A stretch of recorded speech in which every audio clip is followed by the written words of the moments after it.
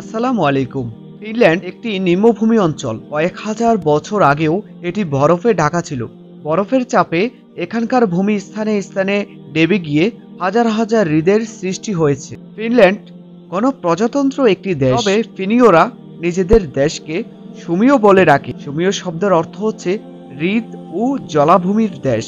ফিনল্যান্ডের উত্তর দিকে স্থলবেষ্টিত, উত্তরে নরওয়ে ও পূর্বে রাশিয়ার সাথে এর সীমান্ত আছে। দক্ষিণে ফিনল্যান্ড উপসাগর এবং পশ্চিমে বাথনীয় উপসাগর।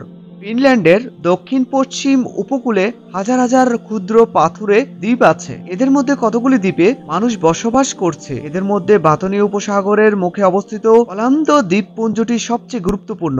ফিনল্যান্ডের মেরু অঞ্চলে মে থেকে জুলাই পর্যন্ত প্রায় সব সময় দিন থাকে। মধ্যরাতের সূর্যের এই দিনগুলি ফিনল্যান্ডের নয়নাভিরাম উপকূলীয় এলাকাগুলিতে হাজার হাজার লোক নৌকা নিয়ে বেড়াতে আসে। ফিনল্যান্ডের মধ্যভাগের বনভূমিতে অনেক পর্যটক রোমাঞ্চকর অভিযানের টানে ছুটে আসে। ফিনল্যান্ডের সাধারণত স্ক্যান্ডিনেভিয়ার অংশ ধরা হয় এবং স্ক্যান্ডিনেভিয়ার সাথে এর ঘনিষ্ঠ সম্পর্ক আছে, কিন্তু বহু শতাব্দী যাবৎ ফিনল্যান্ড বিরোধী শক্তি সুইডেন ও রাশিয়ার মধ্যে একটি সীমান্ত দেশ হিসেবেই বিদ্যমান ছিল।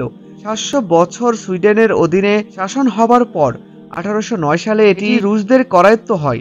রুশ বিপ্লবের পর 1917 সালে এটি একটি স্বাধীন রাষ্ট্র হিসেবে জন্ম নেয়। দ্বিতীয় বিশ্বযুদ্ধের পর 1948 সালে ফিনল্যান্ড ও সোভিয়েত ইউনিয়ন বন্ধুত্ব ও সহযোগিতার একটি চুক্তি সম্পাদন করে এবং 1991 সাল পর্যন্ত দেশ দুটির মধ্যে দৃঢ় অর্থনৈতিক বন্ধন ছিল।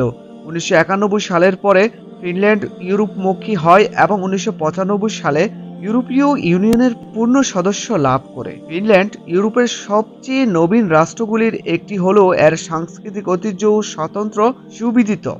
বিশেষত আধুনিক ও স্থাপত্যকলা ও শিল্প কারখানার ডিজাইনে ফিনল্যান্ডের সুনাম আছে সারা বিশ্বে। সাউনা তথা ফিনীয় ডাচের বাষ্পস্নান বিশ্ববিখ্যাত এবং এটি ফিনীয় দৈনন্দিন জীবনের অঙ্গ।